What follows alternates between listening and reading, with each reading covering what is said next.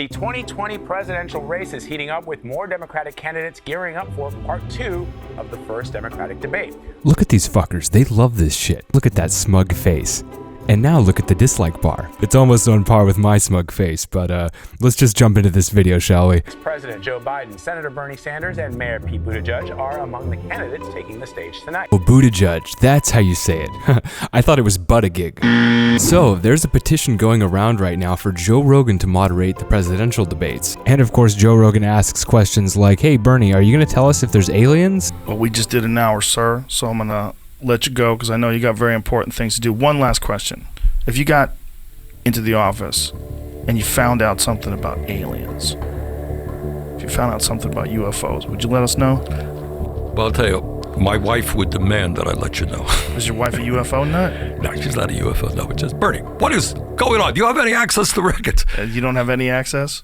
I don't. Honestly, No? I don't know. Okay. You let us know, though? All right, I'll be on the show. We'll announce it on the show. How's Please. that? All right, Please you got do. it, Joe. Thank you, sir. Appreciate your time. Joe, thank you very much. These are the questions America really wants to know, right?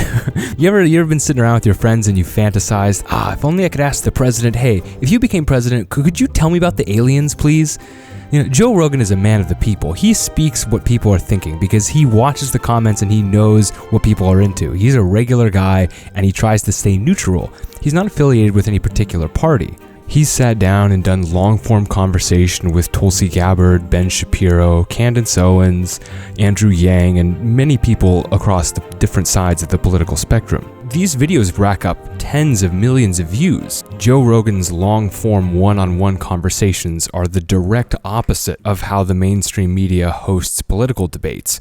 Candidates in this scenario are given 2 minutes to answer complicated questions, and there's 15 of them on stage. Will you put U.S. troops into that vacuum to make sure that ISIS doesn't come back or isn't replaced by something even worse? Secretary Clinton, you go first in this segment. You have 2 minutes. I never attacked him on his look, and believe me, there's plenty of subject matter right there.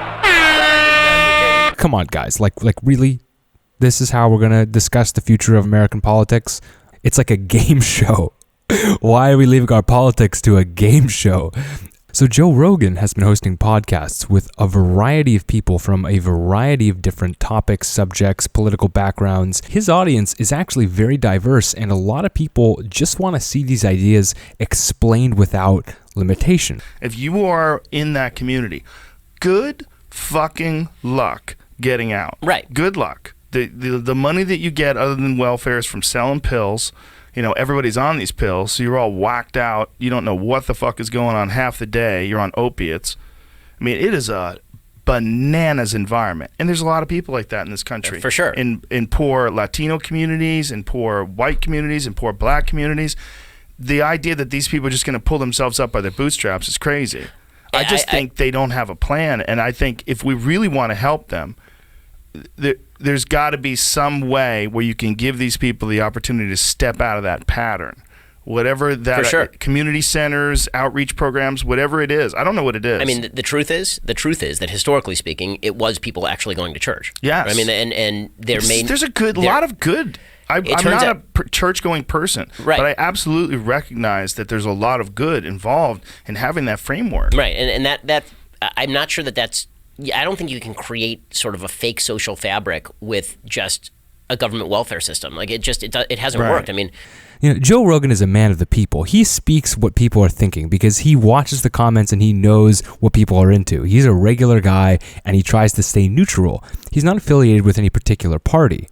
So now there's a petition to get Joe Rogan to moderate the 2020 presidential debate, and it's got almost 200,000 signatures. I mean, look, we're watching this go up in real time. By the time you're watching this, I'm sure it will have hit 200,000. This is just an incredible time to be alive. It would be really cool if we could have Joe Rogan there asking the questions and kind of moderating things. If you become president, when you become president. There you go. Sorry. And you do get to change the way we spend money and stop spending money on these regime change wars, what would be the first thing you invested in this country? And how would you go about doing that? That's a good question. I think there's I'd want to give that some thought, because there are a whole host of challenges that we're facing. You know, I mean, healthcare is among the top of the list. And, you know, we've talked a little bit about that the last time I was here. Our crumbling infrastructure continues to be something that's not only just uncomfortable every time we're driving over potholes, it's actually threatening people's lives and well-beings. The mainstream media doesn't really want this sort of long-form discussion. They want sound bites and they want headlines. But if we've learned anything from the 2016 election, it's that sound bites and headlines aren't going to swing things anymore. I mean, if, you know, that really had an impact, Trump would have lost the election, because 90% of the news coverage about him was bad. It was all, you know, Trump is horrible, racist, evil, piss poor, said this, said that. And yet somehow he managed to just stomp all the other candidates. So it doesn't seem like America's really paying attention to these headlines or these sound bites anymore.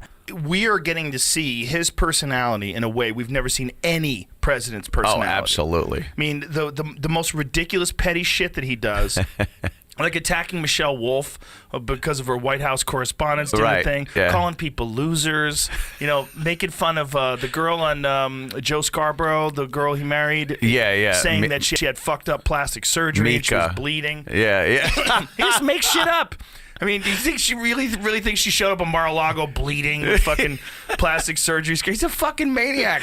But, he really is. But meanwhile, that it's good for us to see, because it educates us to who he is as a real person. Right. Like, there's a lot of who you are just gets exposed in those tweets. Yeah. It's like you can't know everything about a person from their Twitter, but you can parse out little chunks where you get a good taste. And for him, it's very, very revealing.